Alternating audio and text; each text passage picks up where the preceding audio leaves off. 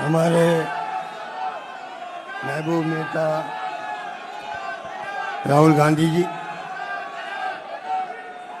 सिद्धरामैया जी, Bhupesh Baghel ji, Narayan Swami ji, Anil Yadav ji, B गहरी Prasad ji, supple साहब, अजय लल्लू जी, सचिन पायलट जी और तमाम उपस्थित हमारे नेतागण, भाई और बहनों, नौजवान साथियों, अभी आपको आह्वान किया मेरे पूर्व वक्ताओं ने, बघेल साहब ने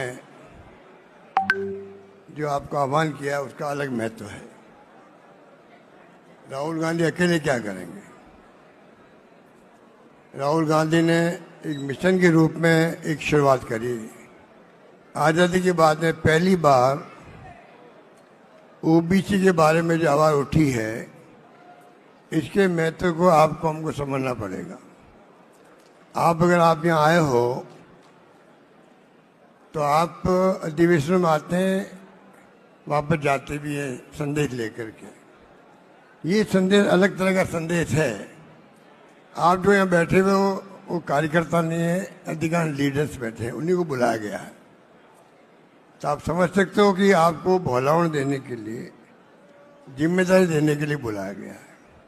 आप लीडर्स हैं, गांव में हो या कस्बे में, जिले में, प्रदेश के अंदर, उन्हीं को बुलाया गया अधिकांश लोगों को। आप समझ सकते हैं कि ये सिलेक्शन क्यों किया गया। इसलिए कि जो आवाज़ बुलंद की गई है कांग्रेस के नेता राहुल गांधी ने, और खड़गे साहब अभी बोल के गए आपके सामने, कांग्रेस का इतिहास बताने की जरूरत नहीं है। आप हम सबको गर्व है कि इस कांग्रेस का इतिहास त्याग का, कुर्बानी का, बलिदान कर रहा है, और किस प्रकार से आज़ाद करवाया मुल्क को। आज़ाद के बाद में संविधान निर्माण हुआ अम्बेडकर के द्वारा, पंडित जवाहरलाल नेहरू हो, सरदार वल्लभ भाई पटेल हो या मौलाना आज़ाद हो, वो जमाना और था, बड़े बड़े नेता हमारे और भी थे। आज जो हुकूमत में बैठे हुए हैं, ये हमारी विरासत को ख़त्म करना चाहते हैं। जिस प्रकार ये ध्रुवीकरण कर दिया देश का, वो बहुत खतरनाक खेल है। राहुल गांधी जी हाथ में क्यों बता रहे हैं कॉन्स्टिट्यूशन को, संविधान खतरे में है, ये संदेश क्यों दे रहे हैं? ये संदेश क्यों दे रहे हैं? संविधान की मूल भावना क्या है? सोशल सिक्योरिटी कैसे हो, समानता कैसे मिले। और जब इन्होंने खुद ने भारत जोड़ो यात्रा करी, जब इन्होंने खुद ने न्याय यात्रा करी, तो आपको समझ में आ गया, जैसे गांधी जी को समझ में आया था जब महात्मा गांधी साउथ अफ्रीका से आए थे, उनको भी पूरे देश की यात्रा करनी पड़ी।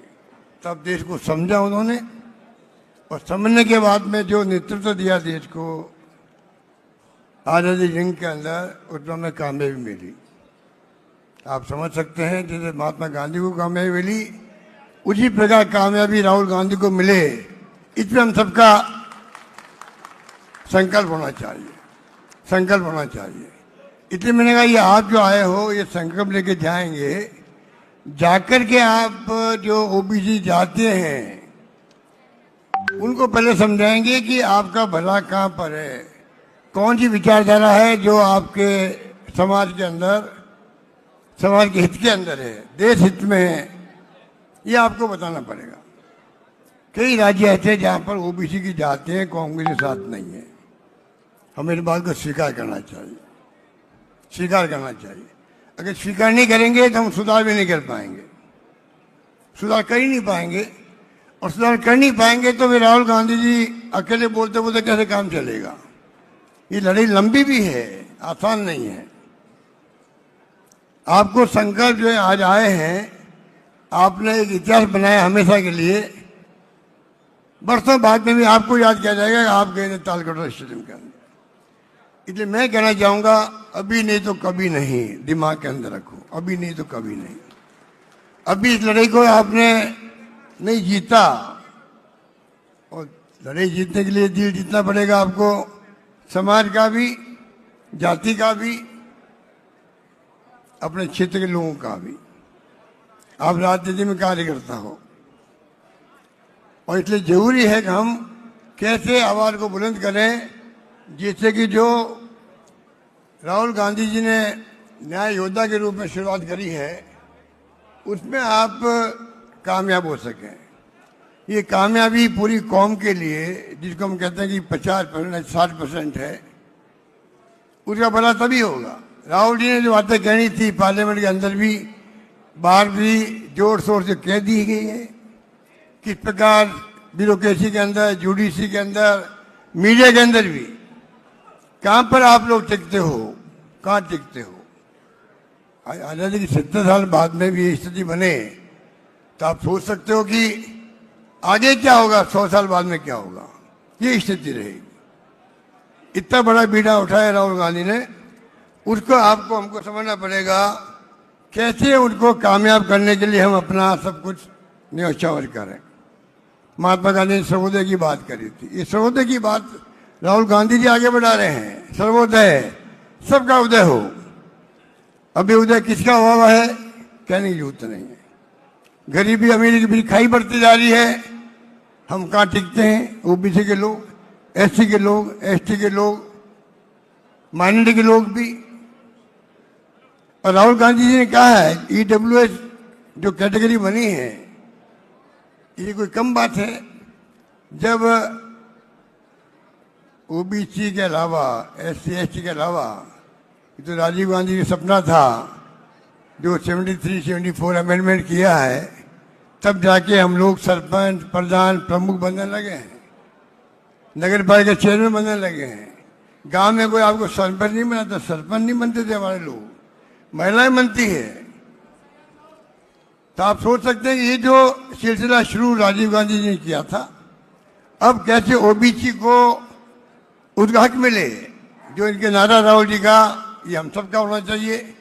जितनी जिसकी भागीदारी होती उसकी हिस्सेदारी, ये भावना कब पूरी होगी उसके लिए आपको चिंतन करना पड़ेगा, मनन करना पड़ेगा और मेहनत करनी पड़ेगी। मेहनत आपको बहुत करनी पड़ेगी, ये मामूली काम नहीं है। ये बहुत बड़ा चैलेंज स्वीकार करके जाओ यहाँ से। ये राहुल गांधी जी का चैलेंज हम सबको है, ओबीसी नेताओं को है। कैसे आप उसको पूरा करते हो ये आपके ऊपर है। राहुल गांधी फेल नहीं होगा, आप फेल होंगे। आप फेल होंगे कि एक नेता हमें मिला जिसके पूरे परिवार का ऐसा त्याग बलिदान है जो दुनिया के किसी मुल्क में नहीं होगा। 35 साल में इस परिवार, गांधी परिवार, कोई व्यक्ति ना मंत्री, ना मुख्यमंत्री, ना प्रधानमंत्री है। इंदिरा गांधी जी प्रधानमंत्री पद पर रहते हुए हत्या कर दी गई उनकी, तो खालिस्तान नहीं बनने दिया। राजीव गांधी शहीद हो गए उपमहाद्वीप में शांति स्थापित करते करते। जिस खानदान में इतने बड़े सादत हुई हो, उस खानदान को टारगेट बना के जो राजनीति हो रही है मोदी जी द्वारा, आरएसएस द्वारा, वो आप समझ सकते हो क्यों हो रही है।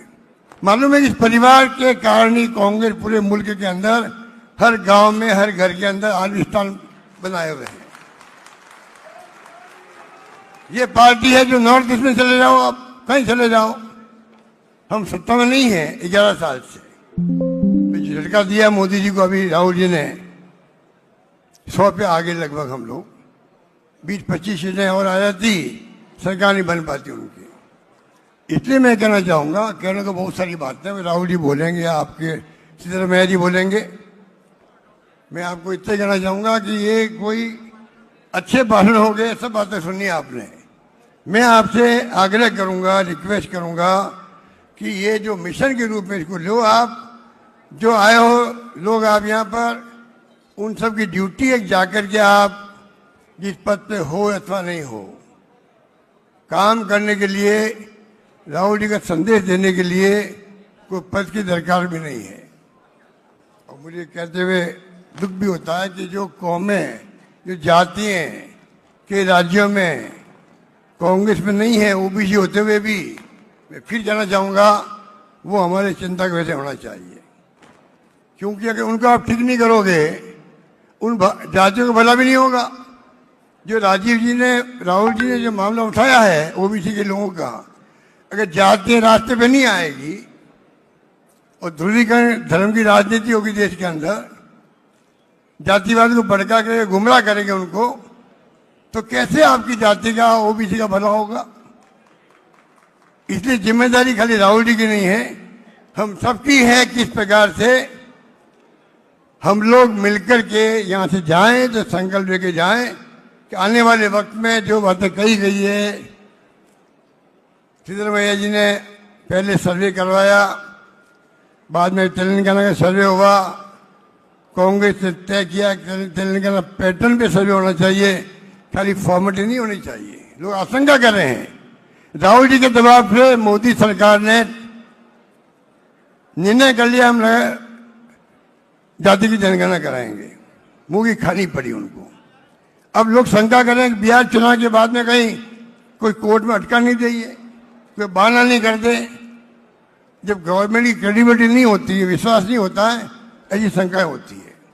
बाकी आप देख रहे हो क्या हो रहा है वोटों के अंदर, क्या हो रहा है आप जानते हो। जो कुछ भी हो रहा है आपके सामने। राहुल जी हर मुद्दा उठा रहे हैं, किस तरह वोटर लिस्टों को छेड़छाड़ की जा रही है, महाराष्ट्र में क्या हुआ, इसलिए मुझे ये बातें कहने की आवश्यकता नहीं। मैं आपको अंत में फिर कहना चाहूँगा, आप जो भी आए हो, आप लोग नेता के रूप में आए हो, कृपा करके एक संकल्प लेके जाएं। इस काम को आपको आगे बढ़ाने के लिए पूरी मेहनत करनी पड़ेगी, समझाइश करनी पड़ेगी, जनसंपर्क करना पड़ेगा, गांव-गांव में, घर-घर में, सामाजिक मीटिंग बुलानी पड़ेगी, कैमरा मीटिंग करनी पड़ेगी, आपको छोटी-छोटी मीटिंग करनी पड़ेगी, तब जाकर के मैं समझता हूँ ये अभियान, ये मिशन आगे बढ़ेगा। धन्यवाद। जय हिंद। धन्यवाद। बहुत बहुत धन्यवाद अशोक गहलोत जी। Thank you.